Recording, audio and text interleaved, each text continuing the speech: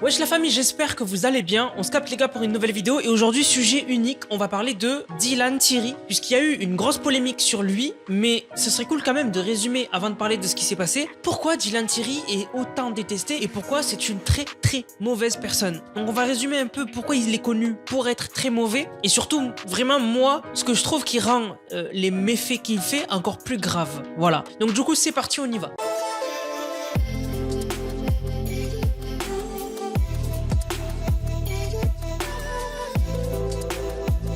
Donc Dylan Thierry, c'est un mec qui s'est fait connaître dans Koh Lanta. Et plus tard après, il a fait de la télé-réalité et en fait, il est super connu. Et en fait, lui, ce qu'il fait, c'est qu'il fait des arnaques, mais c'est pas des arnaques comme les autres influenceurs ou quoi. Lui, c'est des arnaques avec des associations. En fait, il arnaque des associations, il fait tout le temps des voyages caritatifs, il fait tout le temps des voyages humanitaires, mais il détourne l'argent. C'est pour ça que je vous dis que ce mec, c'est le mal incarné. Parce que vraiment, c'est un truc de ouf d'arnaquer des associations qui sont là pour aider. C'est un truc de malade. Et ce mec fait ça. Donc une bonne partie de ce que je vais vous dire, je l'ai récupéré d'une vidéo de Radi Irradié sur Dylan Thierry. Donc c'est son avant-dernière vidéo. Je vous invite fortement à aller la voir si vous l'avez jamais vue. Elle résume toutes les grosses arnaques qu'a fait Dylan Thierry. Vous allez voir que c'est à chaque fois des trucs humanitaires. Je vais vous résumer en global les trucs qu'il a fait. Donc Dylan Thierry, il était allé au Sénégal pour un voyage humanitaire en 2020. Et en gros, il était allé avec l'association Spills. Et en fait, il y avait déjà une cagnotte de l'association, mais il a décidé de faire la sienne. Donc avec son organisation pour nos enfants, il avait récolté 14 000 € pour un puits. Et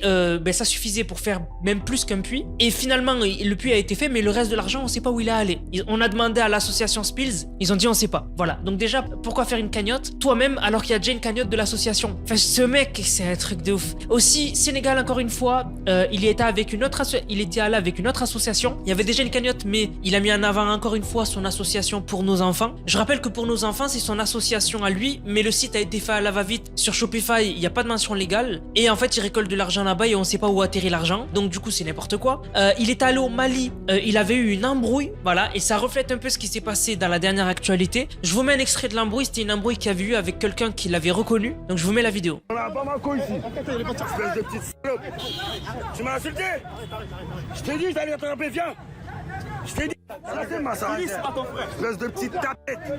Je vais boire ton sang. Attends. Donc voilà, vous l'avez vu, quelqu'un qui avait vraiment la haine contre Dylan Thierry. Le pire, c'est que avant cette embrouille, il avait dit qu'il allait pas quitter le Mali tant qu'il avait pas fait des actions de fou. Finalement, il a quitté direct après cette altercation le Mali. Et le pire, c'est que quelques jours plus tard, il a décidé de se faire un cadeau magnifique où il s'est acheté une montre Hublot à 11 000 €, sachant qu'il sortait d'un voyage humanitaire. Enfin, c'est un truc de ouf.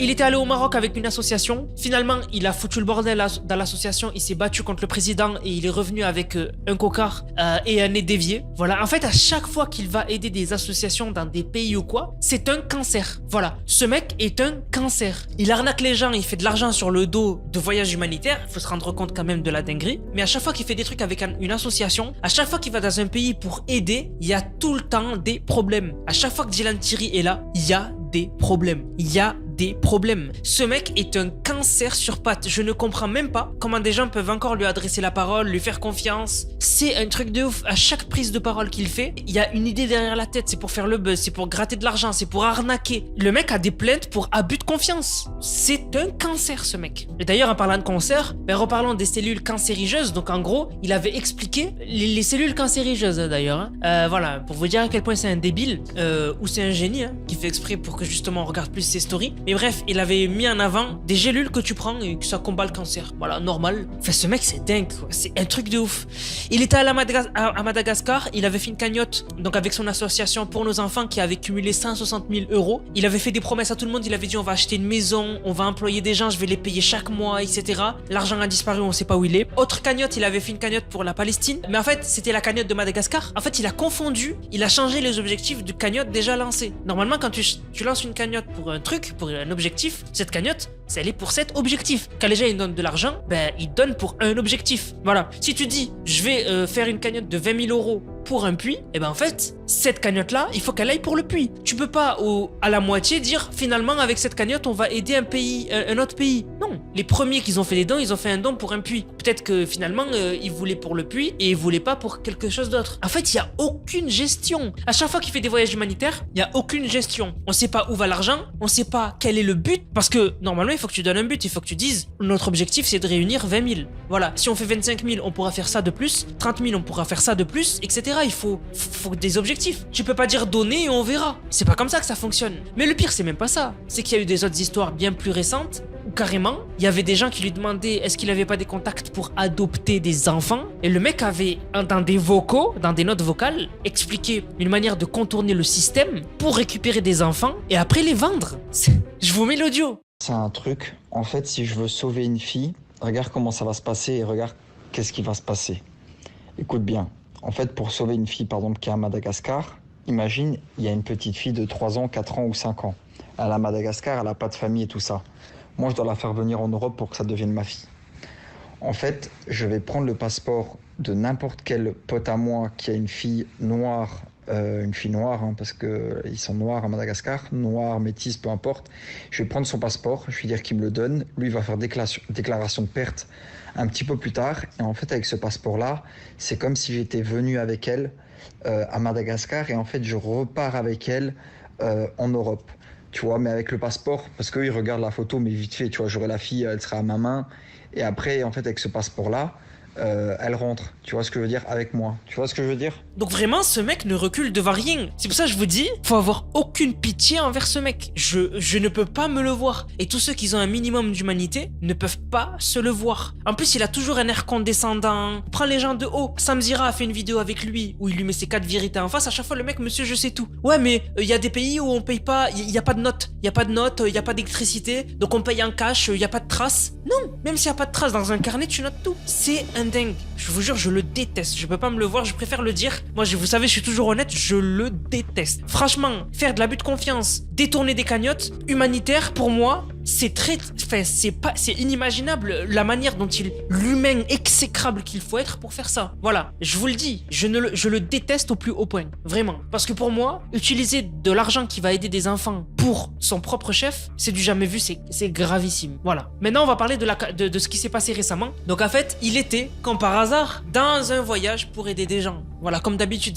En fait, c'est la manière d'Ilan Thierry. Il se donne une image de quelqu'un qui fait des voyages pour aider, qui va sur le terrain. Au final, sur le terrain, il aide que dalle. Voilà, il fait que dalle. Il filme juste un moment où il porte un sac de denrées alimentaires où il donne de l'eau à un enfant. C'est tout. Voilà, le reste, il a un hôtel de luxe. Et après, du coup, il récupère de l'argent. Il fait tout ce qu'il peut pour justement gratter un maximum de buzz, gratter un maximum d'argent. Et il se casse. Voilà, c'est ça la méthode d'Ilan Thierry. Donc en fait, Ilan Thierry était aux Comores. Alors, peut-être pour faire un truc avec une association, j'en ai aucune idée. À chaque fois qu'il voyage dans des pays, etc., généralement, c'est pour des trucs avec des associations pour arnaquer. Et du coup, il y a quelqu'un qui l'a reconnu et qui lui a dit t'es pas le bienvenu, t'es un escroc, etc. Je vous mets la vidéo. Ouais, Dylan, non, t'es pas la bienvenue.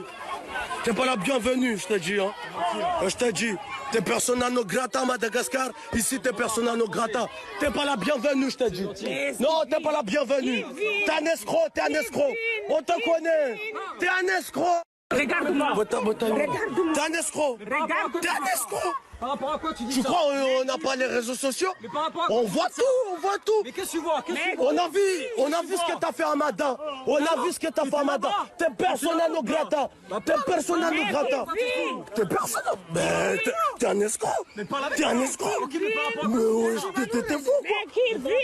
T'es fou quoi. Mais vous croyez on vous connaît pas? Aliem, Dylan, vous croyez on vous connaît pas? Mais vous êtes des escrocs. Vous êtes des escrocs. Vas-y, partez. Partez. On n'est pas en France, hein. On n'est pas en France. Partez. Partez comme un homme. Tu veux que je parle comme un homme? Voilà, bravo. J'applaudis cette personne magnifique. Franchement magnifique. Magnifique de lui avoir gueulé dessus. Magnifique de l'avoir remis à sa place. Et finalement, Ilan Thierry a décidé de quitter les Comores. Il a dit je n'ai pas d'amis ici. Voilà, je vous mets un extrait de sa story. Il est impossible pour moi de m'imaginer que ma femme soit en danger, avant toute chose. Quand il y a eu l'altercation, la première chose que j'ai fait, c'est de voir où était Ayem et si elle était bien à l'abri, parce qu'on ne sait pas ce qui aurait pu se passer. Pareil pour les bénévoles, je suis avec une femme de 51 ans, je suis avec des mères de famille et tout ça qui sont venus aider le média pour nos enfants. Et en aucun cas, je me permettrais de mettre ces femmes-là en danger par rapport aux rumeurs qui se disent sur moi. Donc voilà, on a décidé de rentrer. Comme je l'ai dit, j'ai aucune attache ici aux Comores, j'ai pas d'amis, pas de famille. j'ai jamais vécu ici, j'ai vraiment aucune attache hormis le fait que ça soit un pays musulman et que j'ai voulu faire des bonnes actions pour notre créateur. Après, je vais pas forcer le destin, se dire que si on n'est pas la bienvenue par certaines personnes ou qui cherchent à gratter du buzz ou à faire des vidéos ou à insulter les gens, nous ça nous intéresse pas. Moi personnellement ça m'intéresse pas, j'ai pas que ça à faire. Donc voilà, et donc du coup bien sûr on remercie voilà cette personne là qui lui a dit en fait que c'était un arnaqueur, un escroc et qu'il n'avait rien à faire aux Comores. Il allait encore arnaquer des gens, donc parfait, magnifique. Et du coup voilà, il a quitté les Comores et c'est une très bonne nouvelle. Ces gens là qui sont éveillés, qui sont au courant de ce que fait Dylan Thierry, faut absolument prévenir un maximum de monde sur le fait que ce mec là, dès qu'il est là, il y a des soucis, il y a des problèmes. Et d'ailleurs on a Booba qui a commencé un combat depuis très longtemps contre ces influenceurs là, Dylan Thierry etc, qui a salué le compte Comores Info qui a tweeté sur le fait que Dylan s'est barré des Comores et il a dit Dylan Thierry, estime-toi heureux de repartir en un seul morceau, toi et ta femme, on va vous suivre partout. Ayem Nour, ça va depuis la dernière fois à Miami, ça date hein. Voilà, parce que même Ayem Nour etc, il y a des antécédents et tout, enfin bref, après on s'en fout de ça, mais bon bref voilà. Donc du coup très content de ça, vraiment moi je sautais au plafond quand j'ai vu cette personne remettre Dylan Thierry à sa place, bravo. Et puis voilà, donc Dylan Thierry, toujours faire gaffe à cette personne, s'il vous partage un bon plan etc, c'est un mauvais plan, voilà. Et je préfère vous le dire et donner un maximum d'informations aux gens. Du coup la famille, j'espère que la vidéo vous a plu, c'est le cas n'hésitez surtout pas liker, commenter, partager. On se capte les gars pour une prochaine vidéo, c'était Nanas, prenez soin de vous, bang bang bang.